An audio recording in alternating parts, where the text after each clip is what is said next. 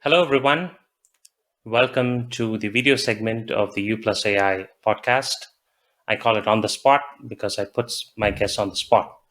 So, welcome. Today I have Jeremiah Robison, who's the founder and CEO of Cionic. I just finished a podcast recording with him where we talked in depth about what he and his team at Cionic are doing. They're doing some amazing stuff like science fiction. They're actually making bionic clothing to help people with neurological motor disabilities arising out of cerebral palsy or multiple sclerosis, stroke, and much, much more. So we went in depth into what the solution is, how they're developing it, what did they learn from their clinical trials, and perhaps what this platform could enable a range of use cases. So be sure to listen into that, the You+AI podcast in your favorite podcast app. So let's move ahead. Let me welcome Jeremiah Robison. And Jeremiah, why don't you introduce yourself to our audience? Thank you, Ranga. Yes, my name is Jeremiah Robison. I'm the founder and CEO of Cionic. We build bionic clothing that can measure, predict, and augment the human body. I started the company in 2018, motivated by my daughter's own diagnosis of cerebral palsy and desire to find solutions that were better than crutches, canes, walkers, and wheelchairs. Great. Welcome. It's a pleasure to have you here. So let's get on with our fun segments, or on-the-spot fun segments. So the first one is true or false, where I'll give you a statement about AI, healthcare, whatever, and I'll ask you to say if it is true or false in your perspective. Of course, there are no right or wrong answers. It's just your perspective, and whatever you say, you can kind of explain why you feel that way. Okay, so let's get started. Here's your true or false.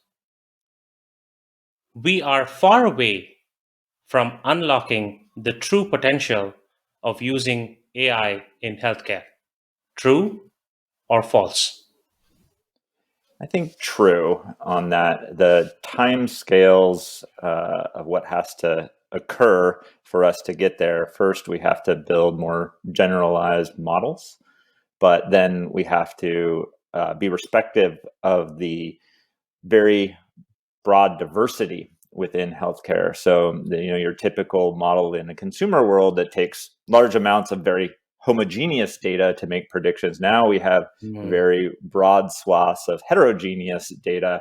And so the challenge there of just having generalized AI models to either diagnose or predict across the full spectrum. I mean, I think of like how far away we are from that in healthcare. And then you have to factor in the regulatory landscape and getting those models through. But it's coming, and I'm excited to be a part of that. But it'll take some time. Okay, great. So let's move on to our next segment. I call this fill in the blanks, where I give you a statement and I say dash dash. So you can fill that dash with whatever you think, a word, a phrase, a sentence, whatever. Again, it's up to you. So here's your fill in the blanks. The biggest concern that patients have in the use of AI in healthcare is dash.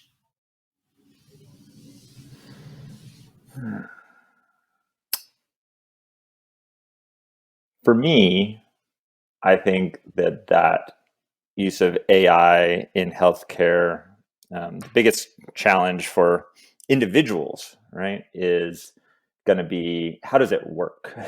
And I think that's a big question for AI. And I think that's the challenge with regulatory. I think it's the challenge with the care providers and with the users themselves.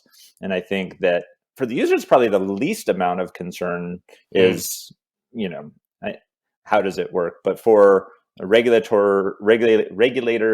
and providers, I think the big challenge is trying to understand the processes by which an AI model, especially one like a neural network that's very hard to audit, how is it going to work and how is it going to fail?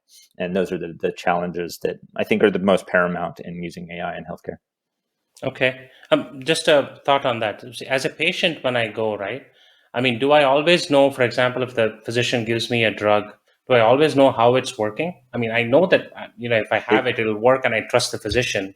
But Yeah. that's pretty I much think it. I mean that's why I say that the providers I kind of cheated on the question because I think the user just like give it to me, I want to have it, and we'll see how it goes.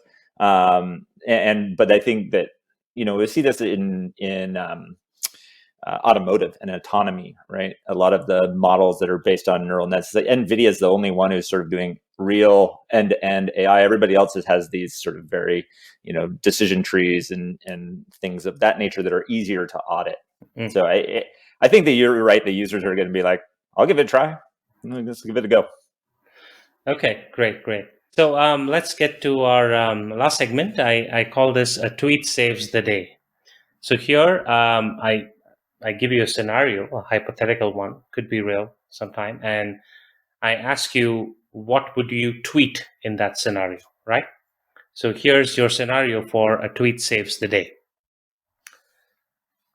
There is an advocacy group which states that for any health tech to be used, it must pass through the gold standard of an RCT, a randomized controlled trial. Yet, others point out that setting such a standard would stifle innovation and deprive people of getting access to solutions that would better the quality of life.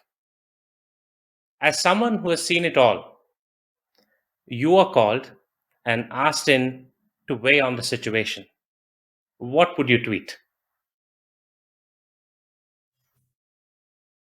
Well, randomized control trials are essential to determining the broad scale efficacy of a solution. I think there are many steps along that path where you can start with individual trials, proof of concepts, and help people get access to technology earlier. We saw this happen with the vaccines, right? It's an Yeah. emergency youth. We see this with orphan drugs, orphan diseases, where new drugs can come on, and maybe you don't have a broad enough population, or it will take too much time to do randomized controlled trials. So again, it's all a continuum, and I don't disagree with the statement, but I would say that finding paths where we can get people using it earlier and testing it earlier and getting feedback earlier will power our path to getting to broad scale adoption and randomized controlled trials. We don't have to wait until we get all the way there. Yeah. Okay. Makes sense. Yeah. Great. So, Jeremiah, so we completed all our fun segments. It was really good to hear your perspectives on these.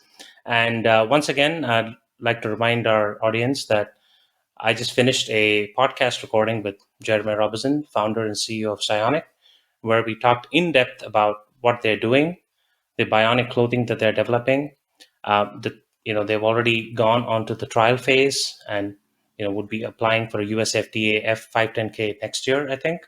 So there are a lot of exciting stuff on how the solution was built, how AI is used in the product, and I would really urge the listeners to go and listen to that. It'll be a fun and engaging podcast. So thank you so much. Thank you so much, Jeremiah, for agreeing to be on the You+AI podcast. It was such a pleasure to have you here. Thank you. Thank you so much.